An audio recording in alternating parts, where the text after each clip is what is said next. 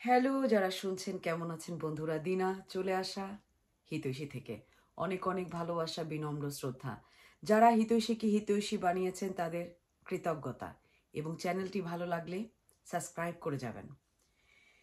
আসুন কথা বলি কনসাসনেস নিয়ে। কনসাসনেস দুভাবে চলে, নেগেটিভ বা পজিটিভ। এবং কনসাসনেস হচ্ছে আমাদের এই মানব শরীরের ড্রাইভার, যে আমাদের শরীরে কোথাও না কোথাও বসে ড্রাইভ করছে। সে হচ্ছে আমাদের কনসাসনেস, আমাদের চেতনা, আমাদের বিবেক। আমরা যখন কনসাসলি কাজ করব তখন আমরা রেসপন্স করব, আমরা রিয়্যাক্ট করব না। আমরা বুঝবো আমাদের জীবনের রিয়াকশনের খুব একটা প্রয়োজন নেই, আমাদের রেসপন্স করতে হবে। যে কোনো ঘটনা ঘটে যাবার পরে সেটা নিয়ে আমাদের কিছুক্ষণ বসতে হবে, অ্যানালাইজ করতে হবে, তারপরে আমাদের রেসপন্স করতে হবে। আমরা আমাদের কনসাসে আছি।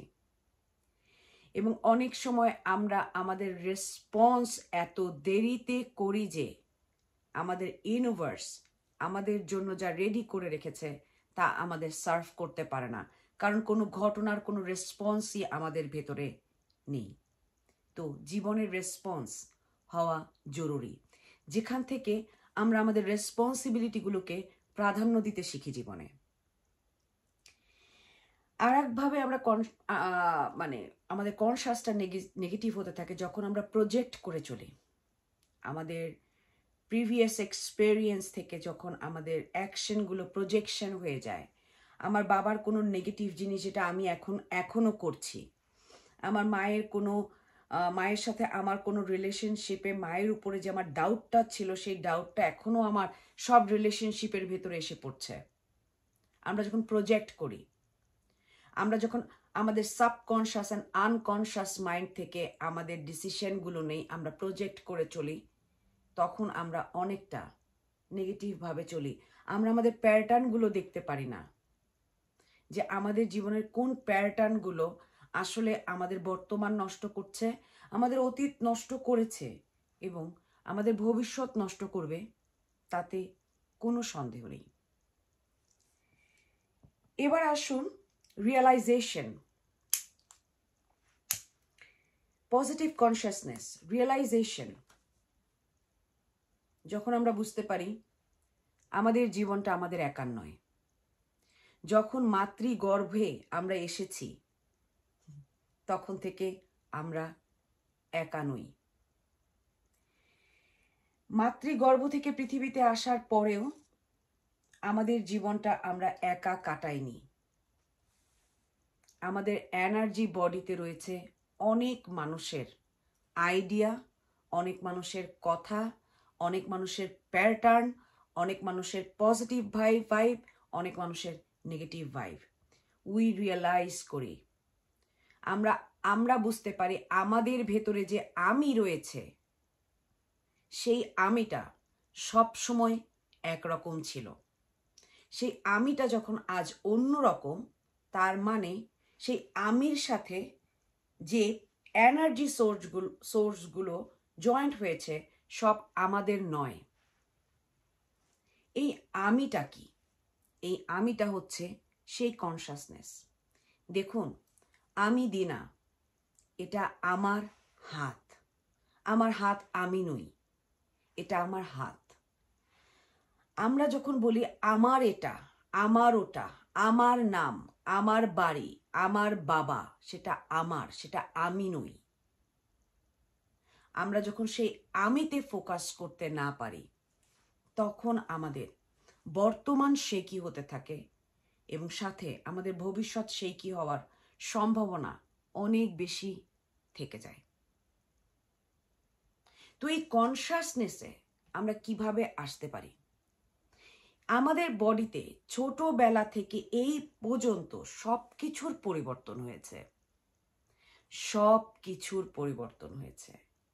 এমন কিছু আমাদের ভেতরে নেই যা আমাদের জন্মের সময় আমাদের সাথে এক্সিস্ট করতো, স্টিল নাও আমাদের 3D বডিতে এক্সিস্ট করে। আমাদের বডি 3-4 মাসের ভেতরে তার এভরিথিং সে চেঞ্জ করে। আমাদের সাইজ চেঞ্জ হয়েছে, আমাদের বডি সাইজ। যা চেঞ্জ হয়নি তা হচ্ছে এই নিঃশ্বাস। তো আমাদের যদি আমিকে খুঁজে পেতে হয় তাহলে আমাদের নিঃশ্বাসের দিকে আমাদের কিছুটা খেয়াল রাখতে হবে। আমাদের নিঃশ্বাস আমাদের চারিপাশে কি চলছে তার ইন্ডিকেট দেয়।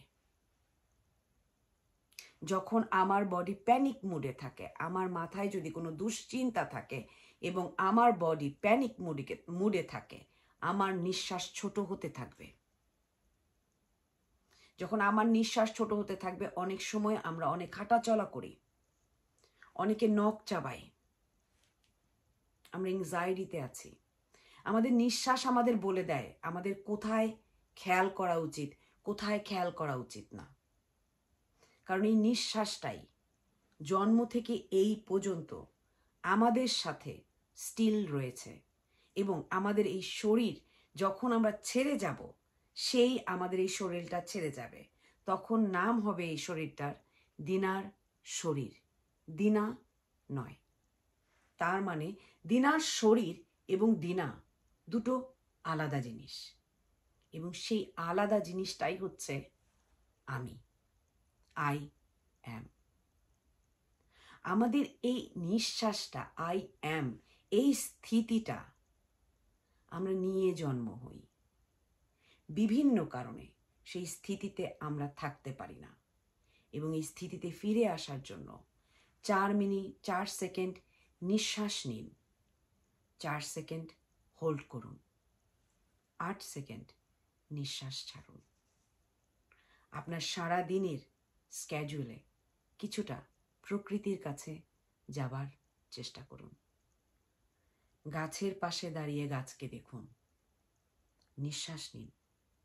কারণ আপনার ভেতরে এই মানব দেহের ভেতরে সবচাইতে বুদ্ধিমান যে জিনিসটি বসে আছে, আমাদের কনসাসনেস, আমাদের ইন্টেলেক্ট, এটাকে যদি আমরা সঠিক ব্যবহার করতে না পারি তাহলে আমাদের জীবনে ডাউনফল কেউ কখনো ধরে রাখতে পারবে না। আমাদের জ্ঞান, আমাদের বুদ্ধি, আমাদের ইন্টেলেক্ট আমাদের সবসময় আমাদের উন্নতির জন্য হওয়া উচিত। আমরা যদি আমাদের এই জায়গাটাকে অতিরিক্ত ক্লাউডেড করে ফেলি তাহলে তার সঠিক কাজ করতে পারবে না। এর সঠিক কাজ করতে পারার জন্য আমরা যা করতে পারি তা হচ্ছে সেলফ লাভ। নিজেকে ভালোবাসুন, নিজের জন্য সময় কাটান। দেখুন অবসর সময়ে আপনি কি করছেন, 24 ঘন্টার কতটুকু সময় আপনার প্রিয় কোনো কাজের জন্য আপনি টাইম স্পেন্ড করছেন, যেখানে আপনি নিজেকে ভালো দেখতে চান, আপনার ভেতরে ভালো করবার একটা ইচ্ছে রয়েছে। আমাদের ভেতরে যখন কোনো কিছু ভালো করবার ইচ্ছে নষ্ট হয়ে যায়, আমরা সব চাইতে লো ভাইব্রেশনে ভাইব্রেট করি, এবং তখনই আমাদের আশেপাশের নেগেটিভ জিনিসগুলো আমরা আমাদের দিকে অ্যাট্রাক্ট করি। এখান থেকে বাঁচবার সবচাইতে শর্টকাট রাস্তাটি হচ্ছে আমাদের প্রকৃতি, আমাদের নিঃশ্বাস, যা আমরা নিয়ে জন্ম নিয়েছি। দিনের শেষটা, দিনের শুরুটা নিজের নিঃশ্বাসকে ফলো করে দেখুন। দেখুন আপনার এই শরীর মন্দিরে এই যে নিঃশ্বাস আসছে আর যাচ্ছে, সে কতটুকু কমফোর্টেবল। যে নিঃশ্বাসটির জন্য আমাদের বাকি সব কিছু নিয়ে ফাইট করা, সে এই দেহে কতটুকু শান্তিতে রয়েছে, সেদিকে খেয়াল করুন। এবং আমাদের যে ইন্টালেক্ট, যে বুদ্ধি দেয়া হয়েছে, এই জিনিসটাকে আমরা কোথায় কাজে লাগাচ্ছি, কোথায় ব্যবহার করছি, সেলফ ইমপ্রুভমেন্টে, অন্যের ভালোর জন্য না অন্যের খারাপের জন্য, সেদিকে খেয়াল করুন। যে কোনো ঘটনাকে সঙ্গে সঙ্গে রিয়্যাক্ট না করুন, রেসপন্স মাস্ট করুন। কারণ আপনি যদি রেসপন্স না করেন, আপনি ইউনিভার্সকে রাইট সিগন্যাল দিচ্ছেন না। তো আমাদের জীবনে রেসপন্স বাড়াতে হবে, প্রজেকশন কমাতে হবে, এবং আমাদের জীবনে রিয়েলাইজেশন থাকতে হবে জীবনটা আমাদের একার নয়। আমরা যখন থেকে এই মানব দেহে এসে বাস করা শুরু করেছি, এই জীবনটা আমাদের একার নয়। আমাদের ভুলগুলো আমাদের একার নয়, আমাদের অ্যাচিভমেন্টগুলো আমাদের একার নয়, এবং আমাদের ভেতরে থাকতে হবে গ্র্যাটিটিউড। যা আছে, যেভাবে আছে, যতটুকু আছে, তার জন্য নিজের নিজের ঈশ্বরের প্রতি, ইউনিভার্সের প্রতি, নিজের প্রতি গ্র্যাটিটিউড থাকতে হবে।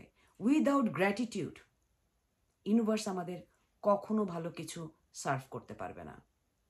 আপনাদের দিদি, দিনা।